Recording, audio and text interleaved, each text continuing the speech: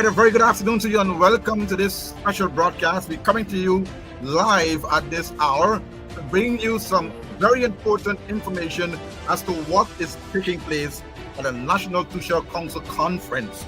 We have a number of guests on the live this afternoon. It is now 10 past 2 and we want to give you these updates because there's certain things happening at that conference that you, the public, are not aware of. And we have some of our indigenous brothers and sisters who will be bringing to you what's happening in that conference. I have online Laura George, the special advisor to the leader of the AFC. And we have Lillian Joseph Cumberbatch. She's also a counselor and a very important person in this broadcast as well. We also have Dawn Hastings Williams as well. Dawn, you can come right in when you're ready. We have Dawn in the background. Dawn is here. Dawn is on the live. Dawn is there with nice Guyana jersey there. Looking great, looking good. Dawn, good afternoon. And we also have on a recording Vincent Henry, a member of parliament as well, who will give you some insights as to what's happening in that so-called secretive conference there. And so somebody's calling me right now. I can't answer your call. I understand that, but I can't answer your call right now. Let me start first with your introductions. I'm going to start first with Laura George. Laura, what are your thoughts and introduction as to what the public need to hear as what's happening at that National Toshaos Conference, so to speak, secretive, because persons have been put out, persons have been excluded, members are not going in, folks in the public cannot go in. What's really happening? What are your introduction to the discussion this afternoon? Thank you, Andrew. So in the introduction and what's happening at the NTC conference, I want to start with I probably want to start with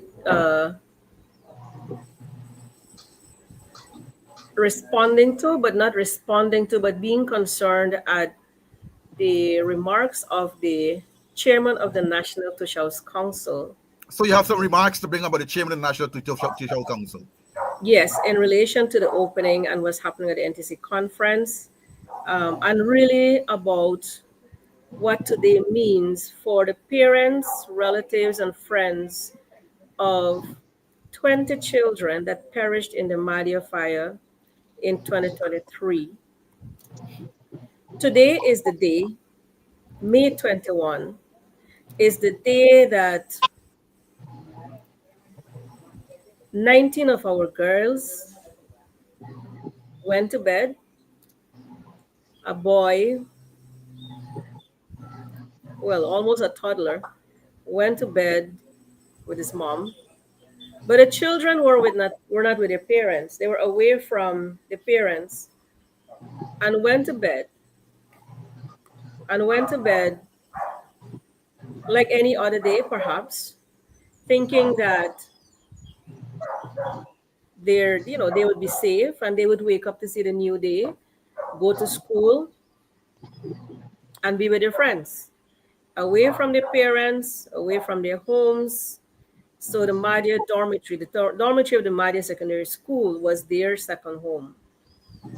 There were people in Madia, individuals that I know personally, who also lent support to the children who were in the dormitory, understanding that they're away from their mother, they were away from their father, and lent whatever support that they can give in every way possible. So everybody went to bed. I remember going to bed that very night, and I saw a post on Facebook about it's rumored that the Madia Secondary School dormitory is on fire.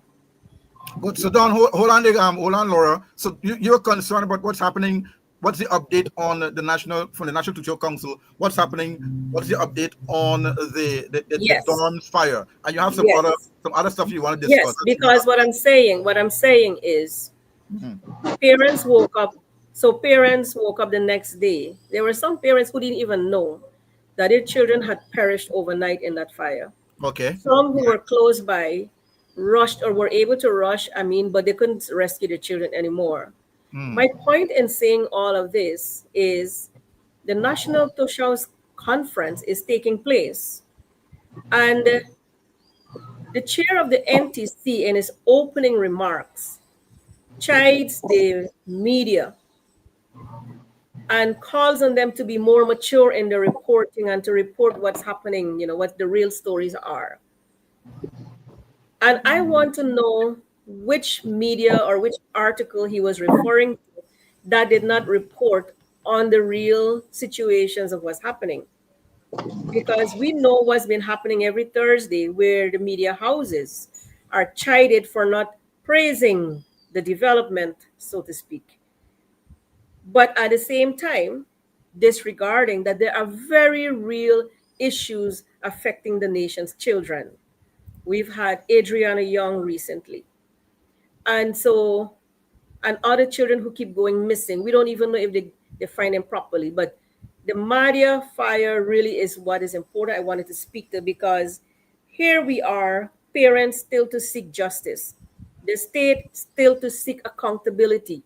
So when we believe that the Toshaos conference and the opening statement of the chairman of the National Toshaos Council should be calling on all of these things to take place. The state to take responsibility.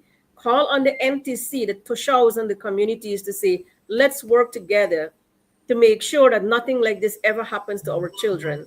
But instead, it focuses and tries to gaslight the media for reporting on what is accurate. And I think that's treading on dangerous waters, because here we are trying to present a picture. We're asking and the media to say something that's not what's happening as in Guyana, in our communities. So that's what I wanted to begin with, because today, parents I know, are remembering the day as the day when they lost their children. So as the Tushhouse conference is happening, I wanted to call on the leaders to really take this moment and this opportunity as they all meet with cabinet to find constructive, um, very realistic ways on ensuring that indigenous people's rights are protected, respected, beyond the, what is it that the president said? He said it used to be cutlass and files. And I felt that's a very condescending, colonialistic statement he made when he said it used to be cutlass and files. Now you're not even asking for that anymore, but you're getting this and you're getting this.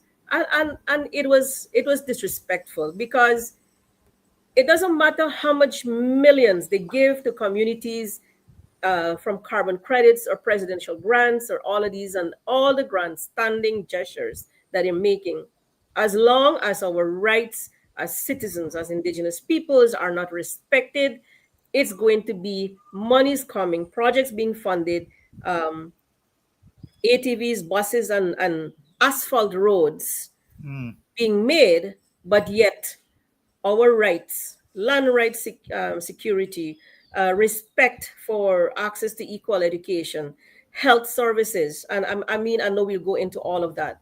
But that's just my observation that I wanted to make here in relation to what's happening. And I know the others will talk about, the whole opening and the experiences that's happening now. Thanks. Lillian, Lillian, over to you. Your opening remarks. Good afternoon, everyone. Today, like I would like to, support Miss Laura in her opening remarks. We would like to remember the 20 Indigenous children who lost their lives. Um, this should be a reminder to all of us as Indigenous mothers that, we send our children for a better education. That is the only thing that we wish as parents, that our children get a better education to have a better life. But unfortunately, this would be a reminder for all of us that, sometimes you may lose your loved ones just to get what you want them to get in life. And for the Tushao conference, I saw I was following the NTC page, and I made a remark there, and I asked them that nobody should be denied entry into the conference. I attended the conference in 2019 without an invitation. I went there. They asked me where I'm from, my name, and so, and I was granted access to go into the dome.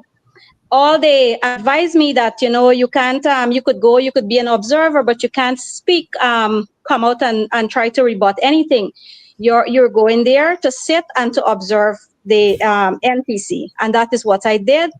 And I saw a lot of persons from the opposition, which was the PPP regional councillors, their regional officials, and so they were all in there. So it's very baffling to know at this time why our indigenous women were turned away this year again. Last year I was following, and two MPs, they were turned away, and I thought that they would have made a difference this year, but it seems that they haven't changed their stripes. It's still the same this year, and I'm very, very disappointed to know that yes, three women were turned away again from the attending the NTC. And I'm saying that we shouldn't continue this way. This is this is very, very what to say, you one would have to wonder now, why are you barring us from attending something as important as an NTC, where Toshaos are going there to represent the people who elected them to represent them at that level. So that's my take from the opening remarks. I'm very disappointed.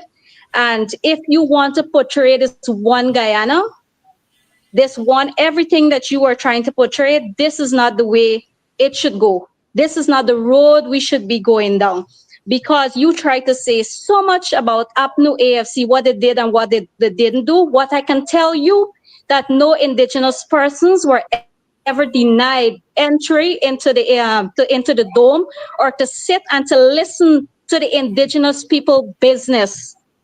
At the end of the day, we are the ones who put them there, and we are the ones who are going to take them out of there. And I want them to know that every long rope has an end.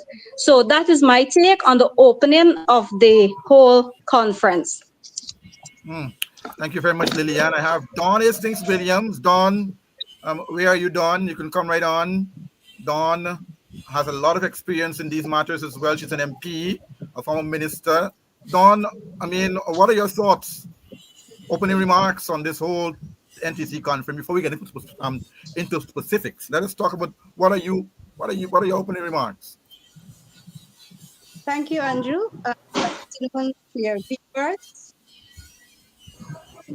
I want to begin by joining my colleagues in remembering the 20 plus women who perished to fire.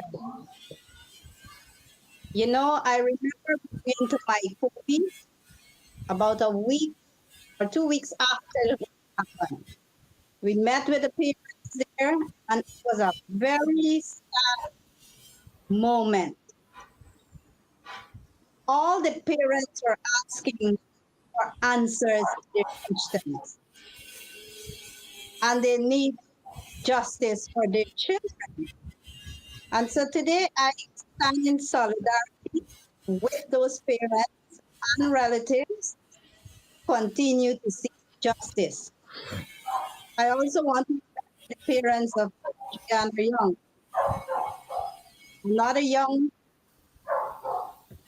child of the nation who met eyes in such a cruel manner. I say justice for Adriana, and let's continue to keep calling her name, saying her name until justice is served.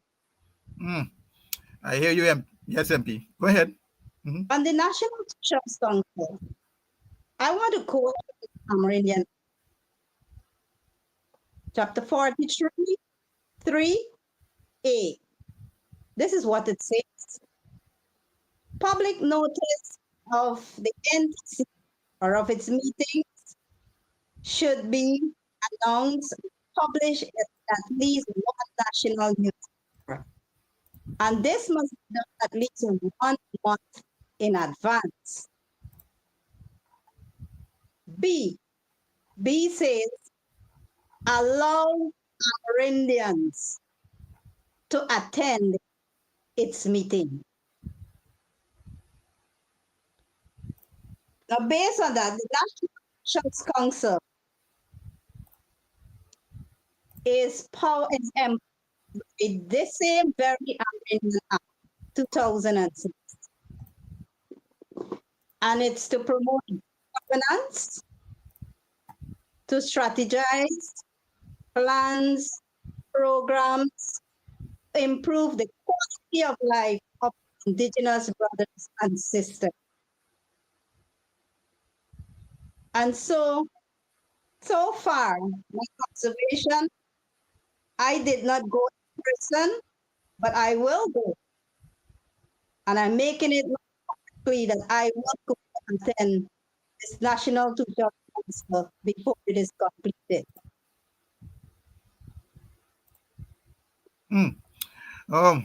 Thank you very much, Don. I tell you, thank you. Look, viewers, we have MP Vincent Henry with a statement as well. He has some observations to make, and we want to listen to what he has to say based on what he's been hearing and what's coming out from the National Toshaos Council. He is now preparing to come to Georgetown. He's right now maybe on a plane to come to Georgetown for to be a part of the parliament that is going to be happening on Friday.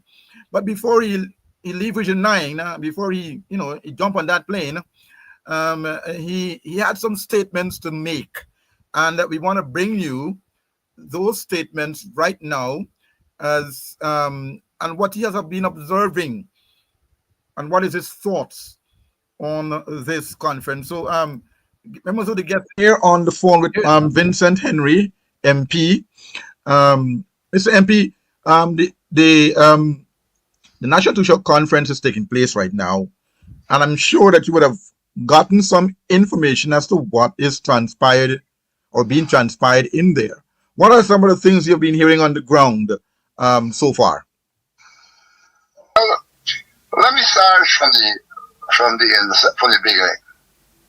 The National Toshaos Council Conference is, as it's described, a national affair. It's one that has implications for the entire indigenous population and even Guyana as a whole. Because what happens to one, directly affects others.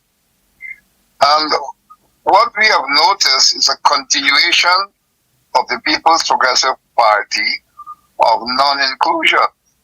They do not include the opposition in anything of significance once it deals or it surrounds national development or national security or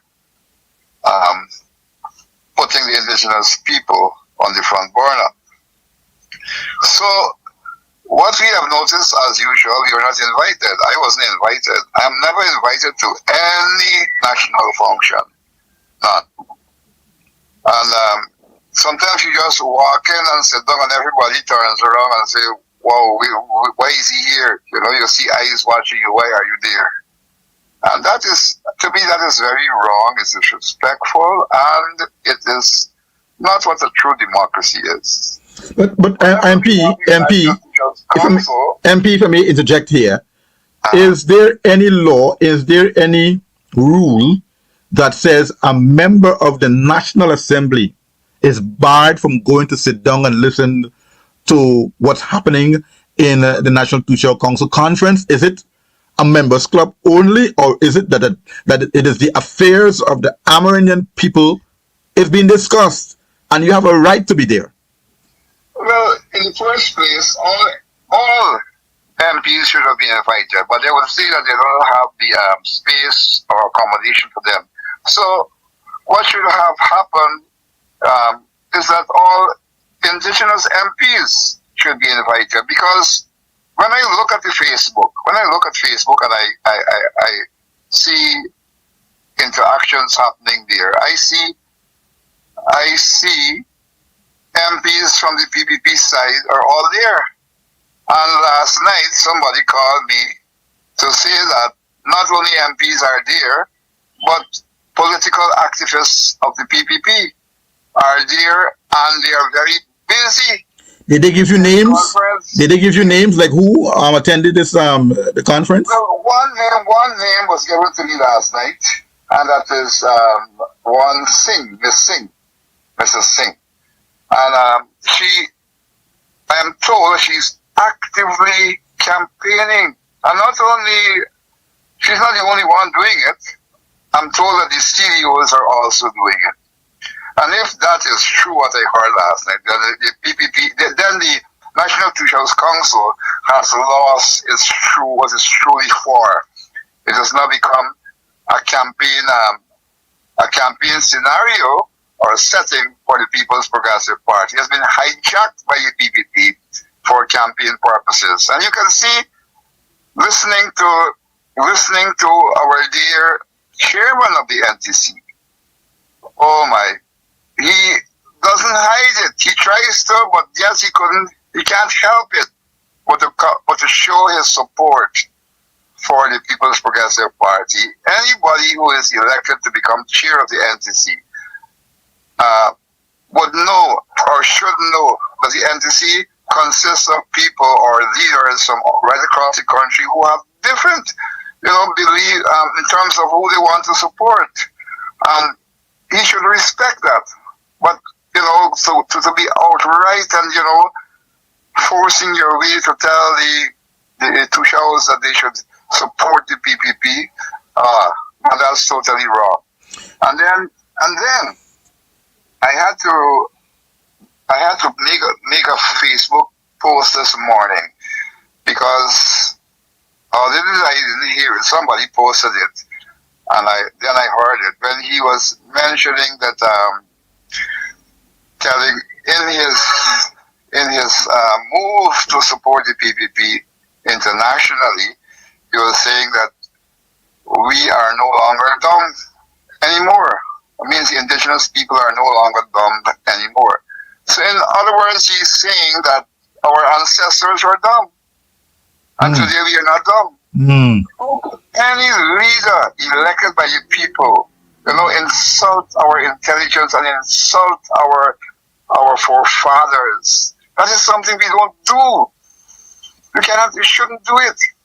How anyone would show disrespect for your forefathers? In doing that, you are disrespecting yourself.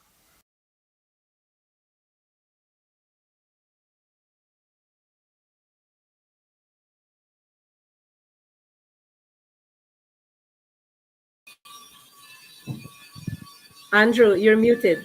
We're gonna come back to Vincent Henry in a few moments from now, but I want to get some reaction from some of you members of the panel as to what Vincent Henry just said there. Who want to jump in first? Who could jump in first? Anybody could jump in first. I'll go with what he's saying to add to that. So the AFC made a statement calling on more time that there should be a Toshaos conference because we have seen how it's run off of previous years, and I also said that this would be respecting the right to self-determination, where Toshaos are able to sit. First, it was calling on the Toshaos to have that time to caucus by themselves, independent. That's what I meant. Independently, where they all can talk with each other, address common platforms, work with common recommendations, so that you maximize time. The NTC quickly came out, and this is what I think this is what is really concerning, and that's what Henry is referring to, is that then you have lost any sense of independence at all, because quickly they issued a statement debunking the AFC's statements and recommendations we made, saying that Toshaos always get the ministers would only get 15 minutes The rest of the time is allocated for Toshaos to speak. But if we're inviting 240 plus leaders, how do we ever able even think that all of them or the majority or even half of them who may have issues that they want to raise on any sectoral issue, any sectoral with any sectoral minister, how are they even able to raise those as not and still coming? The point is they will be raising issues that have been there last year and the year before and how many years ago. You have land rights issues, mining issues, um, social issues. All those villages were able to say, look, this is the issue. And then you have current issues. And the current issues are based on the lack of respect for the law or the lack of respect for the rights of indigenous peoples. So you heard Don earlier say, you have a provision in the act that says the NTC will allow, or shall, it doesn't say will at all, it says shall allow Amerindians to attend. Now, I want to point out here that we are not fighting with the Toshaos. We're not denouncing the Toshaos' actions. We are questioning the role of whoever it is having a hand making decisions to, to not allow indigenous persons, but allowing others who are not indigenous persons or who are indigenous persons. So there's no clear criteria and a no clear process as to how you get in there. On one hand, you have some Toshaos that say, this is the NTC conference. We can decide who comes in. Fair enough. But we also would like, whether if it's the chair or the core executive or the full executive of the NTC or all the Toshaos, also understand it like this. Two ways. That each of the Toshaos come with a mandate to make representation to the best that they can, to maximize time and make sure that the issues are addressed, that next year again they don't come back with the same thing, or they come up with the same thing but worse this time. That's number one. Because they have to account to the residents and in the communities back home. What do they report back home? So we are not certain, at least it's not there, that the Toshaos have come with a mandate to the conference of all the Toshaos not to allow this person, not to allow this person into a conference. I don't believe there's a mandate that each Toshao has come with. If the NTC executive takes a position that these people will not be allowed and these persons will not be allowed based on whatever criteria, then that process, that operating process, is not in public, and it has not been, we have not been informed that this is the position that the executive has agreed on in collaboration or in representation of all the Toshaos of the country. That's not there at all, because we know it's not there. So who exactly is making these decisions and on whose directives? Number two, Andrew, I'm sorry, I'm going on. Number two, okay, there might be me here in Georgetown. I will tell you that I haven't tried to go to the conference, not because I'm scared that I'll be ejected or I'll be refused entry, but because I know that there's limited time and I would like the Toshaos to be able to focus on the issues and the challenges that they need and insist to the government that these are the issues and it's affecting us like immediately. We need immediate responses. We've been saying the same thing over and over. Jawala, Chinese landing, and everywhere else. Now, so I haven't tried to go there. I didn't try going there. Now, but I also want all the Toshaos. And I'm saying all the Toshaos because I don't want the chairperson to feel that we're singling him out. I don't want the core executive or the full executive to feel that we're, harping on. No. I would like all the Toshaos to know, and they know about the Amerindian Act. The provision in the Amerindian Act speaks to residents and about being an Amerindian. So, like me, I don't live in the village. I haven't lived in the village in a long time. But I have been to the village working. I work with community members from all across Guyana. I support them, and as along with many other indigenous persons who live in Georgetown today for whether health, education, employment, or whatever. We have those persons in Georgetown. And those persons who are interested in participating or attending the conference should be allowed and not prevented from attending this conference. Because, Andrew, at the end of the period and what the law says is that we are still residents of our respective villages. So that is just what I want to remind the Toshaos about. And so the Toshaos are obligated, or they have some sort of responsibility to make sure that persons who are interested in observing the proceedings, in lending support or guidance or whatever technical support they may want to give to a Tushao or a district council, those persons have a right to be there. But Mhm. if the NTC wants to go back, and I saw this on one of the executive things, that it is also their right to decide that if we're talking about indigenous peoples have the right to self-determination, the NTC, likewise, then, in the same breath, has a right to self determination. But I want, and I'm coming back to the NTC to remember that they are not here at a conference on their individual basis.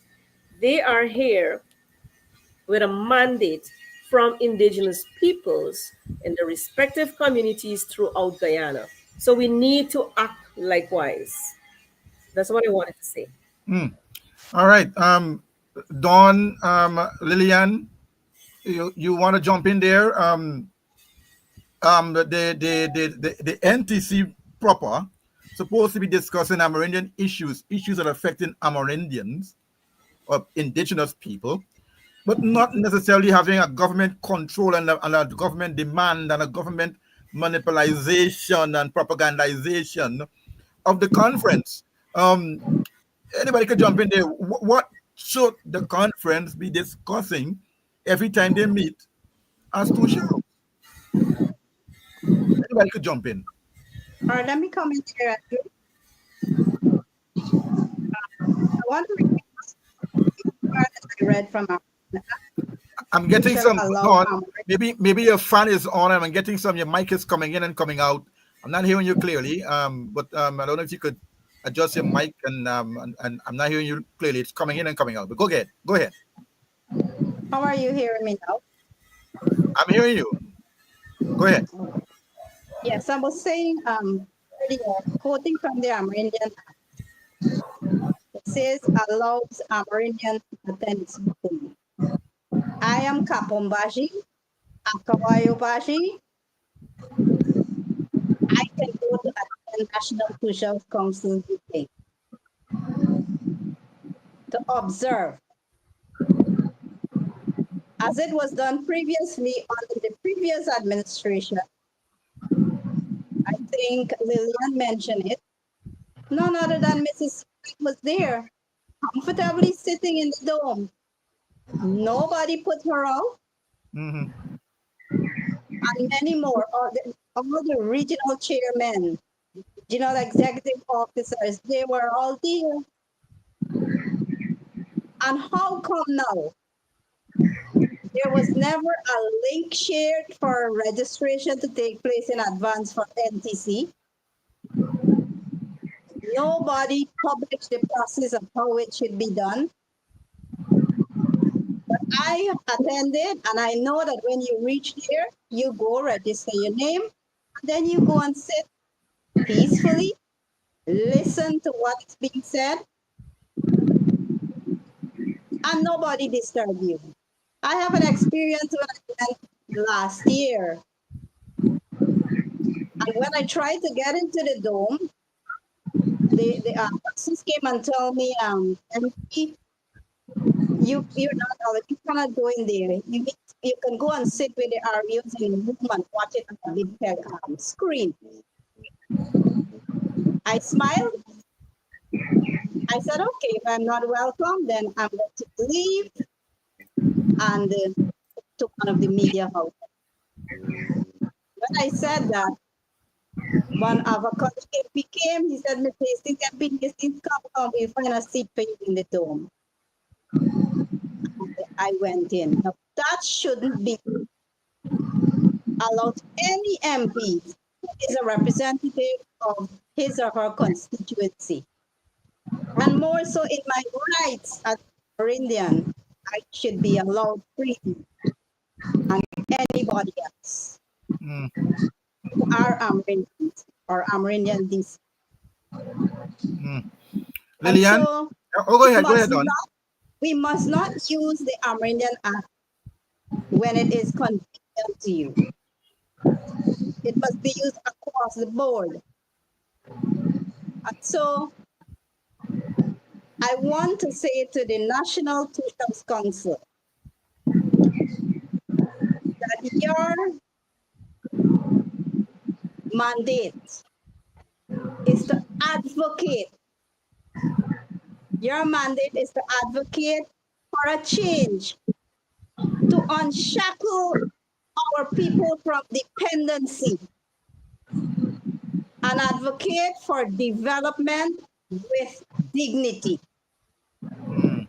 Never allow anyone, any administration to insult our intelligence. We are the first people of this nation. We must be treated as the first people with dignity.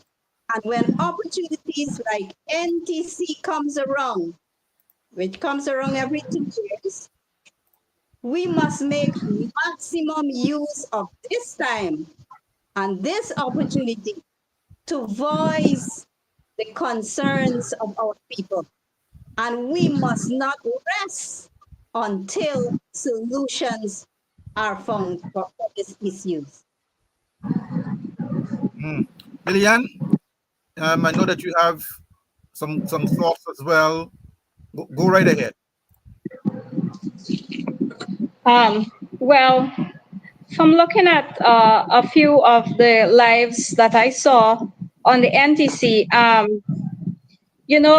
Italy, I know it's the year of campaigning, I know it's the year of elections, but what I think the PPP failed to realize is that during the coalition time, two radio stations were established in Region 9, which is Radio Aishalton and Radio Letem.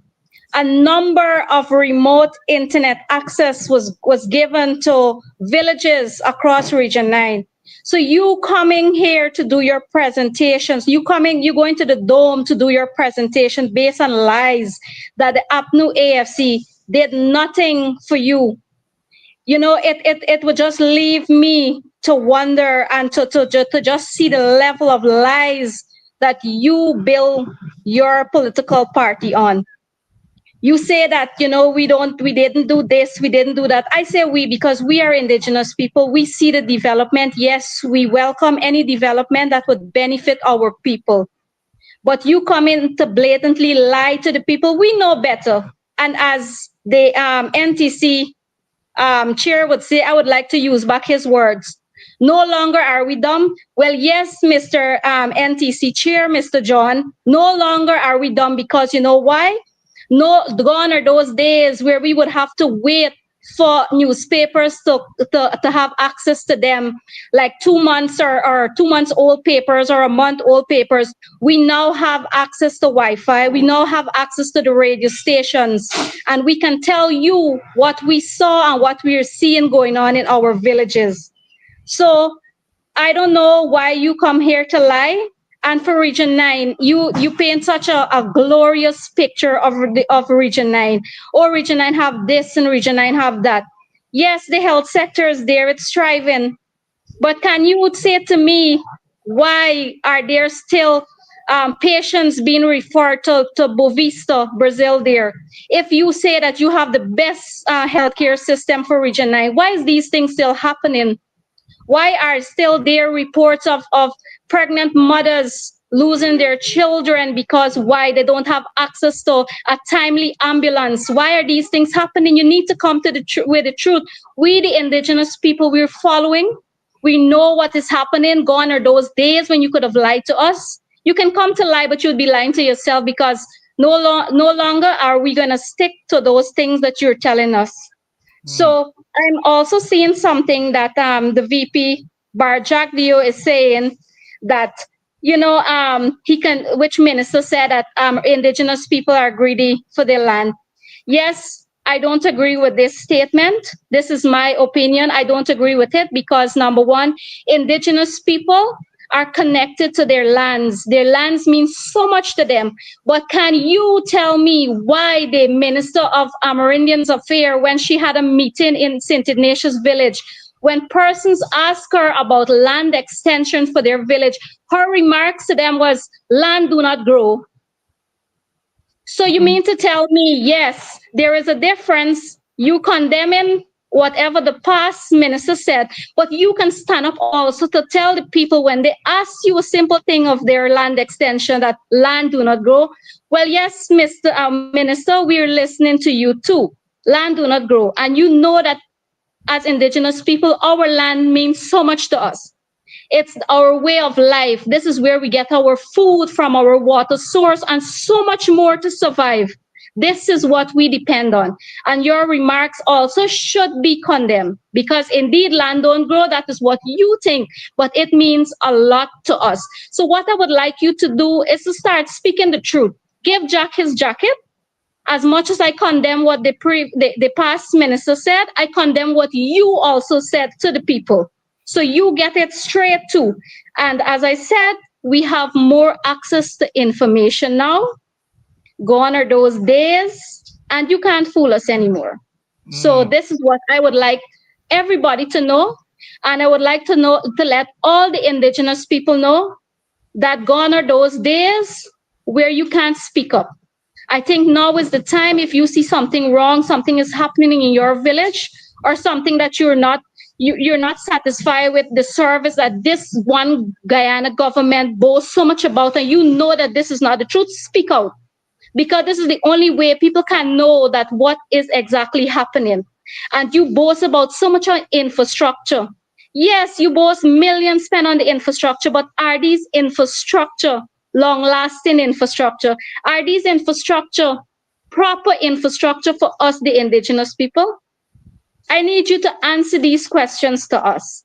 Yes, Mr. Barajagdio, right now you're trending about the minister that said this and said that about indigenous people being greedy for land. But you also need to chide your minister too, who said land don't grow. So these are the things I need my indigenous people to open their eyes. Today, Chinese landing and the other villages might be having a hard time fighting for what belongs to them. You look and you smile because you know what? It's not happening to you. But today, tomorrow, nobody knows the future. And with how this government is behaving, nobody don't know what is the next move. Mr. Weeks, in so many ways you can tell us that we're greedy for land. You don't have to come directly to our face to tell us we want more land. But simply denying the villages their extension, what are you trying to tell us there? What are you trying to tell us by saying that land don't grow? What are you trying to tell us there? Why aren't you giving us the land extension that we've been asking for years? Why are you denying us this right? Because you know that we connect so much to our lands. So, and I would like to tell the NTC chair, we're following you. We're looking at how your colors are showing. I really thought the NTC should have been, for the indigenous people. And in the indigenous villages, we have people that support different political parties, which we should respect at the end of the day. And yes, you were there, but you're there to make representation on behalf of our people. And I would like to end by saying a lot of injustice is happening in this country. If you look at the rate of suicide in Region 9, oh, the PPP government paint a glorious picture, but there is so much of issues that is happening here in the region that you would wonder why somebody would stoop so low to take their life. Is there what is being done to prevent this? What is being done to show persons that what we care indeed, and this is not the road that you head down? But no, they prefer to come and push their propaganda. They prefer to come and push, oh, the Region 9 is having so much of things. Region 9 is the blessed region. But this is far from the truth. And we see it every day with inferior infrastructures. And so when we're in the rainy season, and you would look at the roads that we have, in the dry season, yes, oh, we have a very nice road. But you building roads over the years, you would understand that, you build the roads so that when the rainy season is here, persons can have access to their villages. So this is what I would like to leave with everybody this afternoon. Your voice is important. Whatever you say and wherever you put your X and whatever we're in the campaign trail, we're in election year. Use use your vote wisely. Let your vote speak for you. And I would also say, as a mother and a mother of an 11-year-old, I would like to say justice for Adriana. We need justice for Adriana. Yes, Adriana is one today. Whatever happened to Adriana, it happened on the coast. But that doesn't shy away that we're in the villages too. Nobody don't knows what goes on here because a lot of things go unreported. So as a mother, and I said as a mother of an 11-year-old, I stand with all the rest of Guyanese asking and demanding justice for Adriana. So I would like to say to all my viewers, good afternoon. And Mr. Weeks, if there is anything else that you would like me to clear up in? We ain't done yet. We ain't done yet. Okay. All right. Well, I'll still say bye. We ain't done yet. We're going back to Vincent. Vincent again and you're still. Hold on. Vincent again. Here, Vincent, here now. And all the indigenous people. But of course, you cannot expect him or any one of them when they make such outlandish and wrong statements or derogatory statements to apologize. They will not apologize. So we are in a very bad state. And as such, we have to make sure that as time goes on, when we get into government, that we are going to straighten this National Toshaos Council in the sense that allow it to become a people's affair, not a political affair, not one controlled by the government. Yes, the government will have to support it, will have to support it, give lots of support, but not to control who enters Parliament, who enters and be part of the NTC, because the law that governs indigenous peoples or Amerindians across Guyana in the legal way distinctly states that all Amerindians can attend. All. Can attend. Well, we agree, the NTC, we agree that space will be a problem. Space will be a problem. But what we will have to do when the time comes is to ensure that the location that we have delegates, has adequate space. And for delegates too. Right. You might have women's leaders, you might have organization leaders who are indigenous and others who are interested to come in. And this used to happen on the APNU. I recollect attending one or two National Toshaos conferences. And first of all, when I arrived there, I was a CEO just coming in from the hinterland. At one time, I think I was a teacher. And there were people at the entrance who were smiling and accommodating, and they gave you tags and they put on your name and told you where to sit. You cannot sit among the Toshaos, but you sit elsewhere, and you you view what is happening, you listen to what is happening. You are not allowed to make points. But you could observe. But sometimes you can, but I never did because I wanted to respect the whole organization and everything else. So I never made any points there. But I was there to listen to the concerns of the leaders. But now you're getting put out. Now you're getting put out. Although I was not an MP last year, I went there to listen to the Minister of Natural Resources and his presentation and the responses. And I was told that I was an imposter, that I, Vincent Henry, wasn't really Vincent Henry, that all the ID card that I brought out, the parliamentary card, they were all fakes. And the police put me out, moved me out of the hall there. I stood up and I told the Toshaos that this is not right, and that I am an MP. I also was a regional chairman, etc., etc. And I just came here to listen, and I was also a member of the Natural Resource Sectoral Committee of Parliament, and I came to listen so we can be able to represent the people. The police put me out. So something is wrong. We are in a total dictatorship at this time here. And I can say this. I feel that the reason why they are tightening all screws and they are doing all of this to keep us out and only want to hear who are praising them and who are with them, etc., because they're on a very shaky grounds this election. They know that the majority of people of Guyana, they do not want them. Different peoples of Guyana, they do not want them. And so now they feel that they have to hold on to the indigenous votes by all means.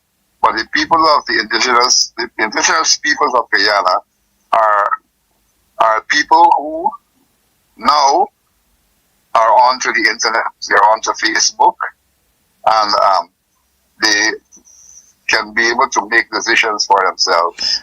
Mr. Vincent, if you had to speak to the Amerindian people listening to this broadcast right now, what advice would you give them pertaining to how to conduct themselves in the conference, what to do, what not to do, etc., etc.? What would you want to tell them? Well, I have noticed one young leader standing up to speaking. I haven't heard him speaking because we aren't allowed to hear what's happening in everything in the dome. But I've heard him speaking some very, very sensible and making some very good points. And these include that indigenous leaders must have to remember why they are there. And they are there to stand up on behalf of their people. So that people have concerns, etc. And the people and the general indigenous population, we have concerns. And that is what you are there for. That's the priority. The campaigning that the PPP is doing, because I heard a bit of what they were saying, it's not of importance at this time. The important thing is to stand up for the people, the indigenous people of Guyana, because we have many problems. We have problems where some communities have been getting told that they have a land extension, and they are finding out that on their land extensions they have like 20, 25 mining claims on it. So why give our people land extensions when you already occupied with mining claims? And will be creating more controversies and problems for our people. We have had instances where mining is happening upriver to villages, and the government allows it. The GGMC allows it. So we have had claims where mining operations are happening on indigenous lands, but the government, or through the GGMC, is saying that we have the wrong map. We have the wrong map. Wow. Oh my word. So, Vincent there, we've been giving us an update We're going to get to his closing remarks before we go in a few minutes from now. But I want to get some reaction from the panel. Uh, George, you heard that. You have GGMC is not doing its job. You have the secrecy within the conference. What are your thoughts on what was said just by Vincent? I want to start from adding to what Lillian was saying, where there's this constant the constant quote of a former MP minister who stood up in Parliament to make that really distasteful comment. And to add to what Lillian is saying, what I want to say, and I wanted Toshaos to explain it like this, because they're being given this one-sided narrative. But I wanted Toshaos to understand. I want Indigenous peoples to understand that no, I don't approve of comments like that. But I want them to also understand that there are many ways in which Indigenous peoples have been told that they are greedy. Lillian said that already. How have they been told? Well, from the very beginning, for in the run up to independence and after that, there was a certain percentage of landmass of Guyana that was agreed upon by the Commission that Indigenous peoples must have as their land, as recognized as their lands, like 24%, I think. We're just passing 16%, 14 or 16, to something to that effect. This is after how many years after independence?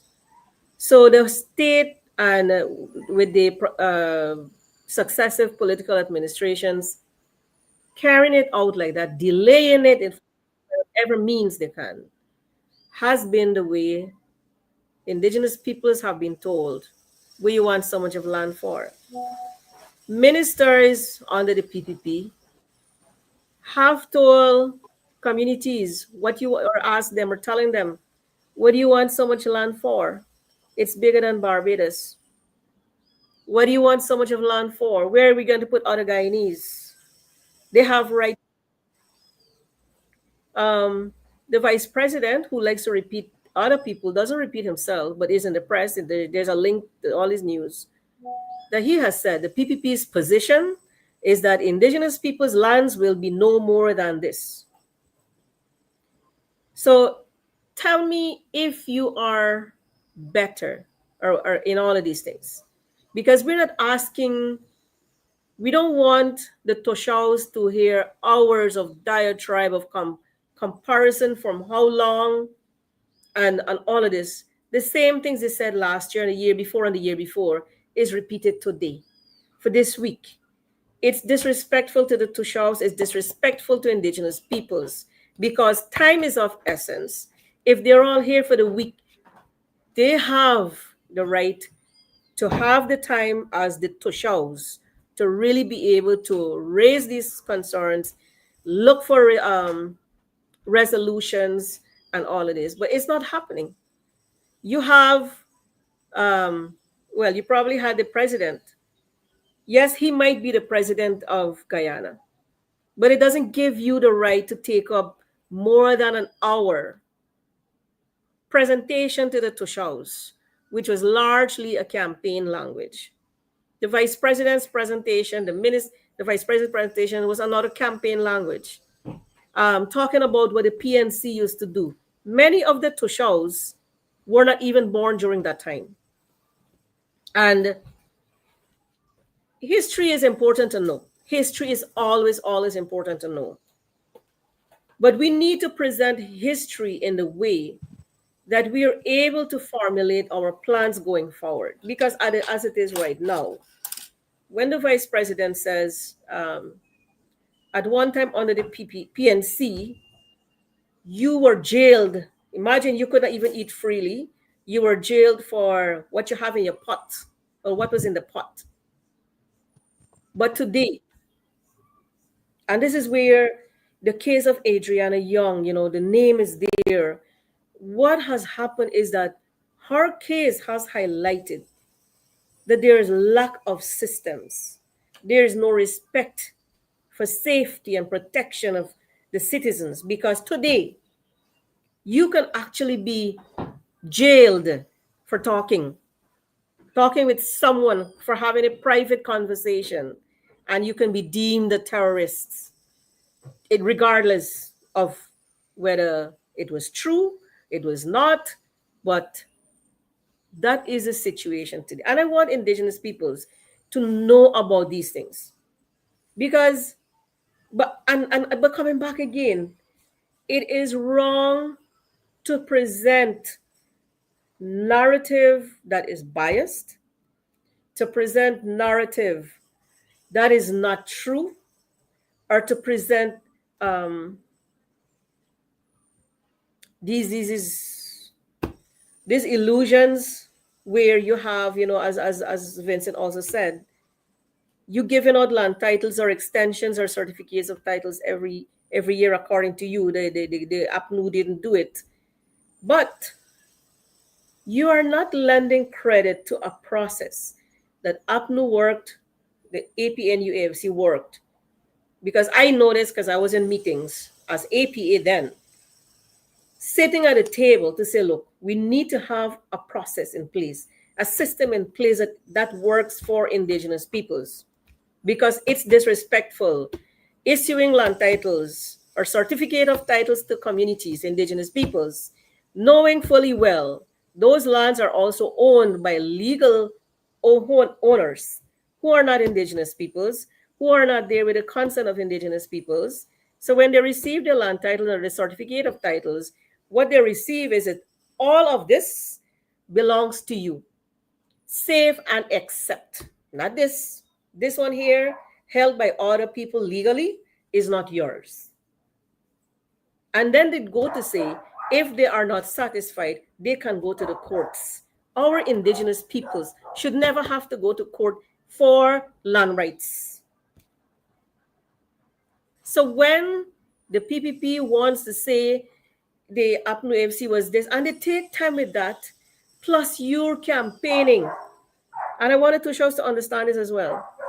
The NTC conference is being held or funded by your money, by the money of all Guyanese, by the money of all taxpayers.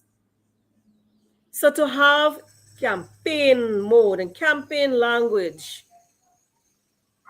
taking time up at this conference, it's disrespectful to the leaders, it's disrespectful to indigenous peoples.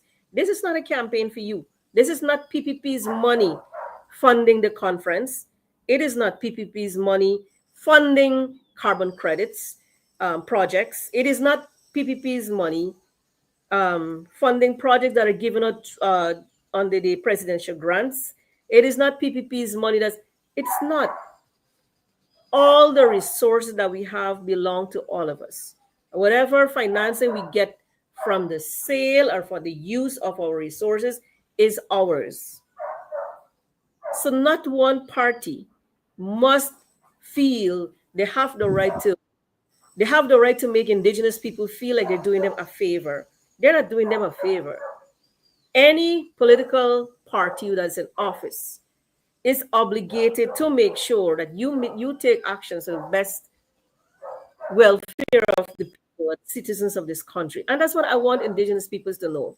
Because it saddens me. I get really sad when our people are made to feel, probably not on purpose, but maybe involuntarily, they're made to feel, or indigenous peoples feel involuntarily, that they have to say thank you to the government. And I have done my research, because I'm questioning myself. Like, am I like ungrateful? No, I think I'm always grateful. I live with gratitude every day. But at no time do I have to feel I have to tell the president and his cabinet ministers, thank you for this and thank you for that. What I would make sure is that, Mr. President, Madam Minister, Mr. Minister, you are not doing what you're supposed to be doing, and I will hold you accountable. Where you have the president or the vice president or the ministers that like to say, they only say, they never highlight what we do right. Um, I don't know what we do right. Because let's say, for example, if we lost 20 children, if we had lost one was too many to lose. There was a report years ago that said that child not in their home, but in state care, it was the state's responsibility to make sure that nothing ever like that ever happened. We must never lose an indigenous child, at least not while under state care. You know why? Because the state has obligation, the state has resources, money, human power, whatever. Put systems in place to make sure that our children are protected. But no, how many years later, in 2023, when we lost 20 children, it was the biggest fire, according at least to Google. It was the biggest fire where we lost children in the last 30 years in the world, the biggest fire in the world. This is what Guyana is known for today. So my point in coming back all of this is demanding that the PPP administration respect indigenous peoples. I also want to remind and call on all the Toshaos. As I'm saying, um, the chair of the NTC made that comment that he's calling out, you cannot twist our arms. We're not dumb we're not dumb anymore.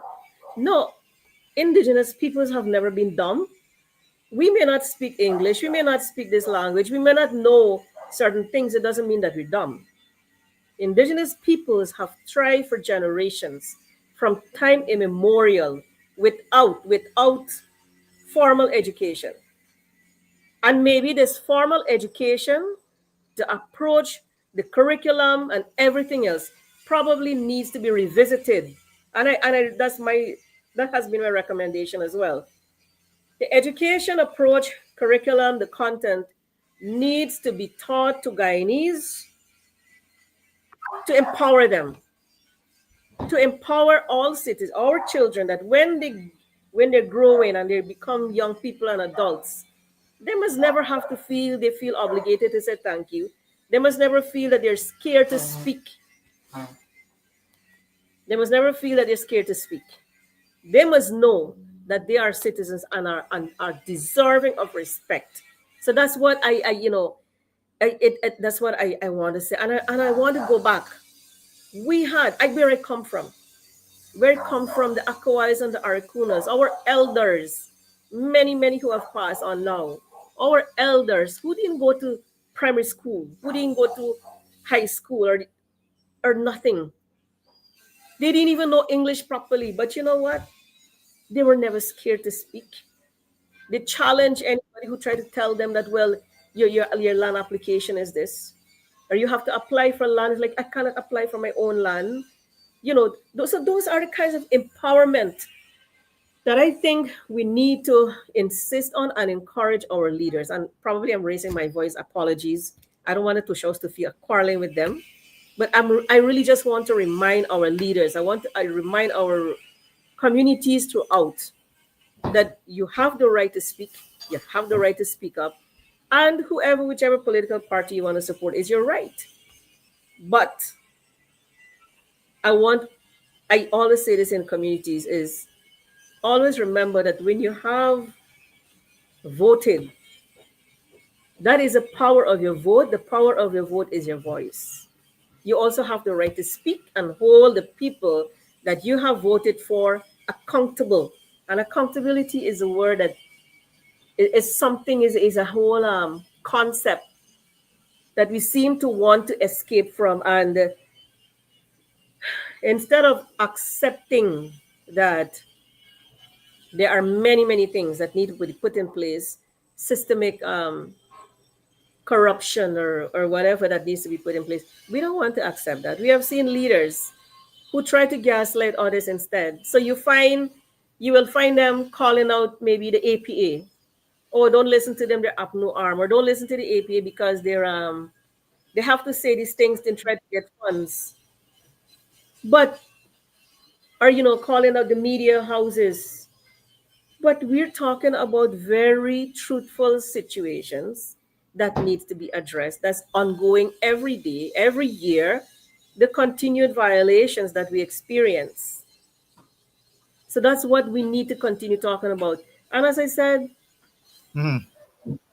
millions of dollars in funds from carbon credits or all of this, that's fine. That's fine. But if, for example, your land rights are not respected, what happens to you and your future generations? Mm. Right? That's what I want to say. Mm. Thank you so much, George. I know that you're a very passionate woman when it comes to indigenous people's rights, and know that you would die for the Amerindian people the right way, not the wrong way, right? The right way. You defend and protect the Amerindian people with all the might and power you have. Don, I know that we are almost out of time. We have like about 10 minutes more to go. What would be your closing comment, your closing thoughts to your fellow Toshaos and your fellow Amerindian people that are in that dome that you want them to be very much aware of and raise at that Toshao conference in your closing comments? Thank you again, Andrew. To my two shows, my leaders of the indigenous peoples throughout the length and breadth of Guyana. It is your opportunity, it is your right to speak out. Even if you can't speak proper English, speak in your language. It is the duty of the conference to ensure that you have an interpreter. So do not be afraid to speak about matters that affect your life in our indigenous communities. I want to commend those who have spoken, who are putting out statements on social media. We are following you. We are with you. We support you in being the voice of your communities. It is so unfortunate that some of our Amerindian women and men were not allowed. Advocate that should not repeat itself, and that not at any non-time or any other time, but that we should be allowed to attend these very, very important meetings that matters to us. Mm. I want to say to the NTC, promote accountability, transparency, equity, and whatever resolutions that were adopted or signed to at the United Nations, especially at the latest UN trip that you attended. Some of you may have attended there. Let us try to implement them so that the lives of our indigenous brothers and sisters be respected and enjoy a good life like anybody else in this country. Thank you.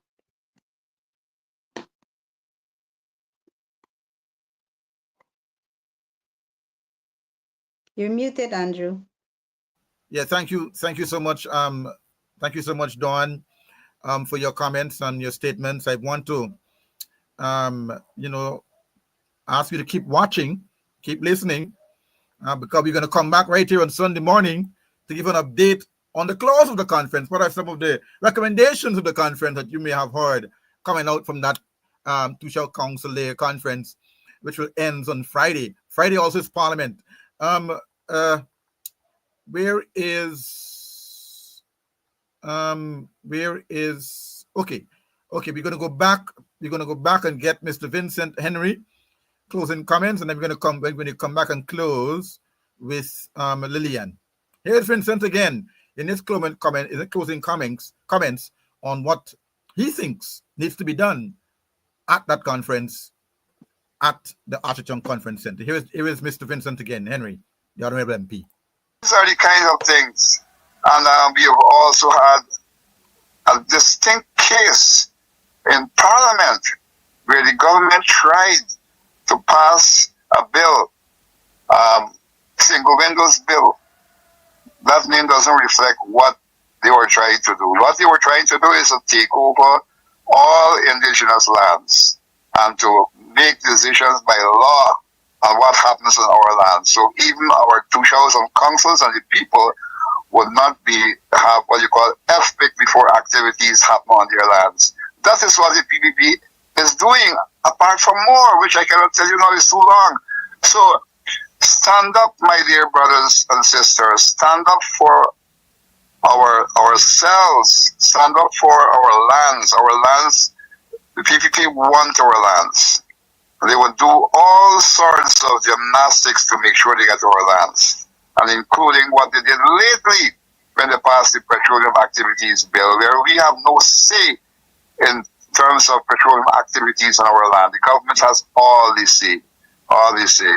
And as you give me the chance, there's another one where the government has rights to all our lands for governmental activities, so to speak, even though the UNDRIP stated quite clearly that although the government indeed has the rights to all our lands, they have to first, in terms of using it for developmental purposes that are of importance, etc., they have to first have free prior informed consent.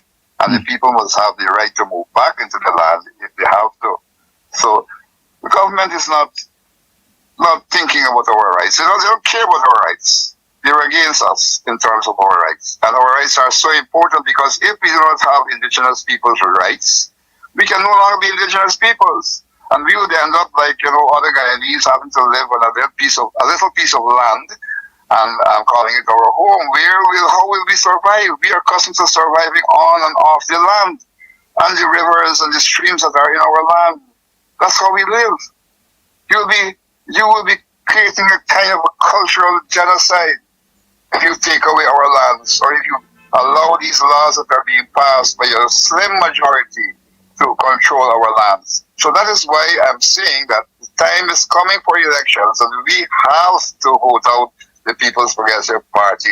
They may smile and dance and etc. with us, but they are not our friends. They are against us. All right, MP, thank you so much. I wish you all the best as you continue to put your ears on the ground and listen out to exactly what's happening inside that conference there, so that the people can get the true picture of how the government supporters in that dome, in that conference center, is propagandizing with their words and with their promises to fool Amerindian people. No, it should not happen. Thank you. Thank you, MP. Hold a second, don't move. All right, that's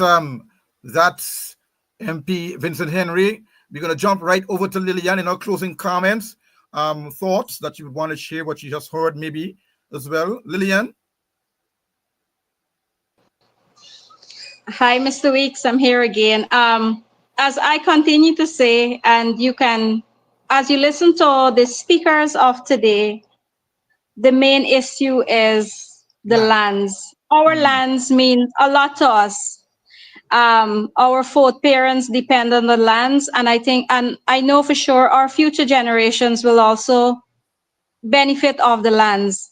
Our lands mean so much to us. So I will continue to follow the National Toshaos Conference this week. And, it's very saddened to know that the one Guyana say that they respect women. And, it really touched me to know three indigenous women were denied entry. Just imagine, I mean, like this, at this time, you would think that, we speak so much about the UN on indigenous rights and so much of things that we talk about. We try to show the world that indigenous women are being respected. Indigenous women have a voice. But the PPP government and the NTC has clearly shown us that this is not so. If you can deny 3 women, outspoken women, I mean, maybe they're not from the organization that you may want to listen to, we should respect each other's choices. We should respect each other's opinion. And as I said, I will continue to follow because we're heading down a very, very terrible road when you think about it. They said, the former government dictatorship and all these kind of words they would try to use. But now you can see who actually are the real dictators. And as I said, at the end of the day, we should respect each other, despite the political affiliation to where, or if you represent an NGO that is very outspoken for the indigenous people, those are the people you would want to have near, because you know why? If you're doing something wrong and these people speak out, okay, because I care so much for the Guyanese, because I care so much for our indigenous people, I will try to make it right. But no, you don't want nobody to object to you, and we're trending down a very dark path. That is what I have to say. So to all our viewers, I would like to thank you for having me and my other indigenous sisters here today. We will continue to speak out. We will continue to follow the NTC. We will continue to expose the lies that they are peddling, because this is our democratic right. We have a voice, and we will let others hear our voice, and we will continue to speak on behalf of those that don't have a voice, on behalf of those that are scared to speak out of being victimized in their villages. I saw it before, and I know that it's continuing. There are a lot of issues that my brothers and sisters are facing, and they're scared to speak out because they know what can happen to them. So I would encourage everyone to continue reading, continue following social media, have an open mind, and you yourself be the judge. It would leave you now to wonder. Yes, the PPP come with so much glorious promises. They promise this, they do that for your village, but now it would have you thinking, what else will they want in return for doing this? Will they want our forests? Will they want our land for mining? Will they grant concession to other people to do other things with our natural resources that belongs to us? This is something that would have us very puzzled. But as I said, we will continue being strong. We were here before, and we will continue to be here. We will continue to be the voice. And let's follow the NTC, and let us see if indeed they have our interests at heart. So, Mr. Weeks, and to all our viewers, I would like to say thank you for being here with us. Mr. Weeks, thank you for having me. I'm in Region 9 in Letem, and the rainy seasons have begun. So, I'm looking and following all these infrastructural works that they boast so much about. I'm just looking, and I will update you, and I will show you of the glorious works that they're doing, and if it can stand the test of time. So, Miss Laura, Miss Dawn, thank you for having me too. And don't worry, because you're going to be back on Sunday, where you're going to wrap this whole thing up as to what really transpired at that conference there. So don't be, we're going to be back. You're going to be back on Sunday to give you a follow-up on what happened at the conference. Laura, you have a final word. Go ahead. Yes, I want to start with calling just to alert the Toshaos about how much freedom is priceless. Freedom is priceless. You know why? I want to say during the years I was at the APA, and that was during the coalition time, I felt there was so much freedom for indigenous peoples, for indigenous organizations to collaborate, to support each other, to learn from each other. And at the NTC conferences where we were, when we were invited, when I was at the APA, when we were invited to make presentations on the work that we're doing, raise awareness on why we're taking certain positions, what recommendations we've made, and how we can make, collaborate with each other. And it was free. And that's what I'm saying. The freedom that we take for granted is actually not to be taken for granted at all. And it is priceless. That no amount of money, you can be given millions of dollars, but if you cannot be free to speak and free to speak truth to power, then we don't have freedom. And it's costing us. It's costing us in these times when there is a rush of foreign investment, heavy on our lands, our waterways, and our whole well-being as indigenous peoples. It's affecting us. And so therefore I want to remind Toshaos that always think about, and I've said this like over the years, always think about what decisions you make today, whether you remain silent on issues that affect indigenous your people, or you advocate, you speak up to make representation for your people. And when I mean representation, yes, there are some things we have to speak to truth. If there's mining taking place and it's polluting your lands, your generations, your children are going to be affected by mercury poisoning, or all so many impacts, then excuse me, how would you like to be remembered once you're no longer at Tushao? Because once you're no longer at Tushao, the monies that was spent on infrastructure, whether it's sports pavilion or the village shop or the village office, and that's why you didn't want to speak up because you fear you might lose this. No. If you have to fear losing materials as opposed to rights protections, we are not in a safe place. And again, many Tushos are told this. There's a word that's actually used to them, that you have to be neutral Tushos. And I've said, so what do you mean? Yeah, we have to be neutral. I said, how are you neutral when your people's rights are being disrespected, when your people are being violated? How do you sit on a fence being neutral without making representation to the best of your ability for your people? How are you neutral on rights violations of your people? We cannot be neutral. You either take the position to represent them or not to represent them.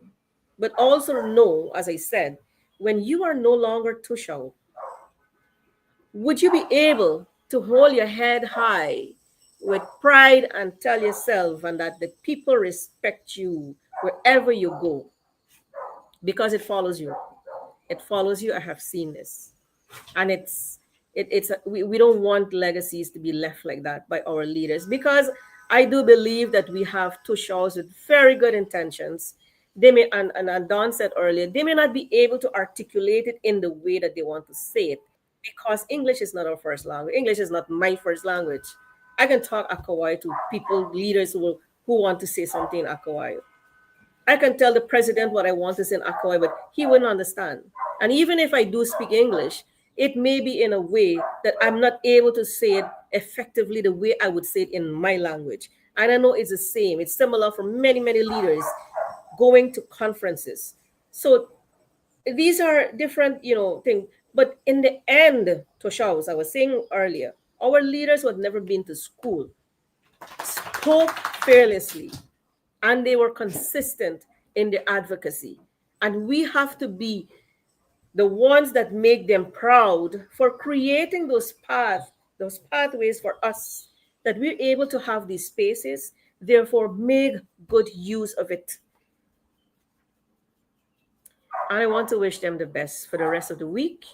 And I hope that many others will join us on Sunday. Andrew, thank you so much for having us. And I'm happy to have been on this panel with the other leaders and the advocates and the MP. And, so thank you so much for having us here. Well, thank you all for being on the program this afternoon. I know the viewers would have gotten a glimpse of what needs to be had or what needs to be said at the conference. I know some of the Toshaos are listening. They would have gotten the link. They know what's happening. They know how to represent. And that on Sunday, when we come back on Sunday to give the overview of what really are some of the meat of the matter that would have taken place at the conference, is that the public will get to know if the conference really made sense, or it was just a political propaganda machinery being used to whitewash or to hook wink the Toshaos at the conference. So we're going to come back on Sunday to give you an update of what's happening. Shall we get a little bit more from what they would have left when they would have left the villages over the past couple of days, and that they will go back to the village with better information to give their citizens as to how to conduct themselves as indigenous people with rights. And also on Sunday, we're going to bring to you what the Minister of Indigenous Peoples Affairs would have said at the UN Amerindian conference there. And we're going to dissect that and see exactly if she was telling the truth or she was just plain right lying to the world and to the Guyanese people. And so we're going to come back on Sunday. Thank you all. Have a great rest of your day. And we're going to see you back on Sunday for another edition of this same broadcast. Have a blessed and safe rest of your week. That's it. That's it for us this afternoon. Goodbye and be safe out there.